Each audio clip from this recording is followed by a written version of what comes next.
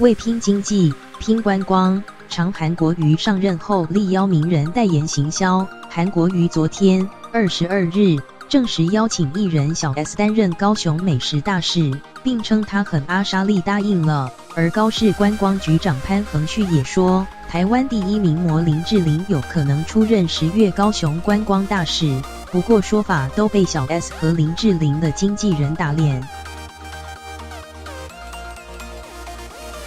韩国瑜昨天证实小 S 答应为高雄美食代言。潘恒旭透露，大 S 和小 S 预计3、4月会携家带眷到高雄来趟美食之旅，届时将安排亲子旅游路线，入住有100平木质玩具主题游戏区的义大皇家或天悦饭店，也会到寿山动物园、草衙道林路赛道乐园等景点观光，强调全程高规格接待，还会邀请韩市长和韩冰当导游。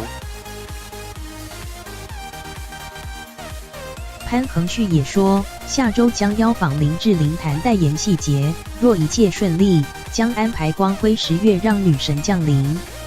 据苹果报道，小 S 经纪人 Zoe 表示没听过这件事，我们没有代言高雄美食，3、4月也没有约好要去高雄，是有接到去高雄玩的邀约，但目前没有确认时间。